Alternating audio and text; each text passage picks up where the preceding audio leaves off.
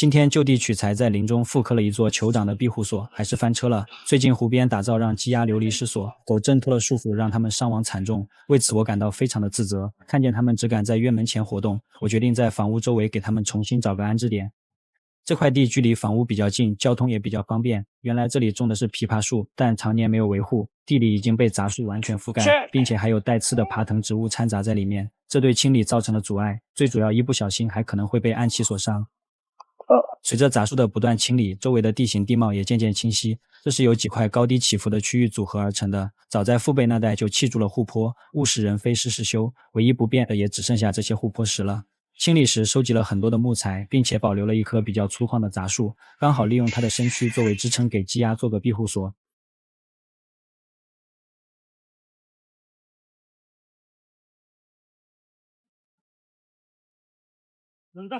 为了避免雨季过于潮湿，庇护所架空与地面50厘米的高度，因为是围绕大树而建的，地面铺的木棍也是围绕大树作为中心组合排列的。屋顶的骨架也是围绕着中间这棵大树作为圆心，依次往四周延伸。外围受力还是依附在这几棵杂树上，确定了屋顶的高度，四周多余部分的杂树就可以锯掉了。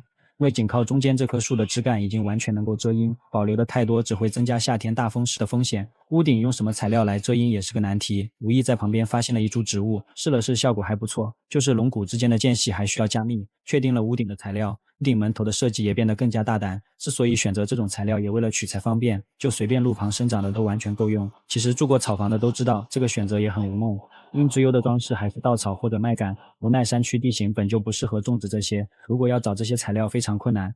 这种植物叶片虽然缺少韧性，好在优势也是显而易见的。一张叶片的长度就足以覆盖屋顶的宽度，固定的方式也比较简单，木棍夹住一头，再用电缆绑在龙骨上，就这样一座造型独特、形状怪异的原始部落草屋就快要呈现。今天一早，我们来到了市场挑选围栏，顺便看了一下市场卖的鸡鸡鸭鸭。没想到现在居然有这么多的新品种，之前我们养的都是比较传统的品种，这次有了宽敞的地方，也准备尝试养些新品种，各选了2只，先看看效果。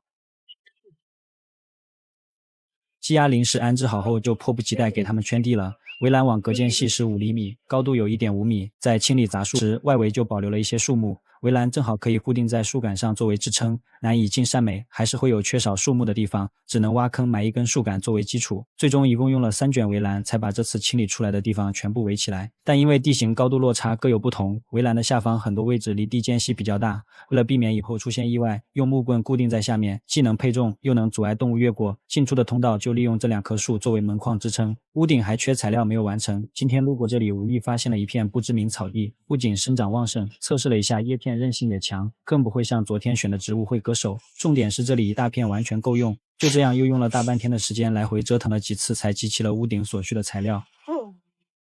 计划赶不上变化，有了更好的材料，再看屋顶覆盖的就显得有点随意了。为了增加庇护所使用寿命，这次还是决定改用更为稳当的方式来覆盖。草被捆成小团，依次固定在屋顶的龙骨上。这种草的长度更短，一次不能完全覆盖，只能一尾压着一头。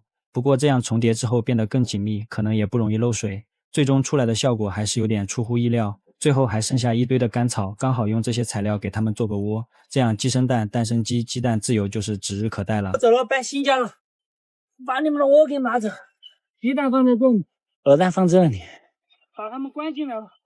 出来，出来，出来！小鸭子找到好地方了。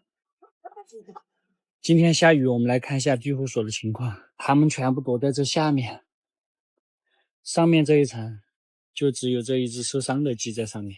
上面铺的草还是有效果的哈，这下面都是干的。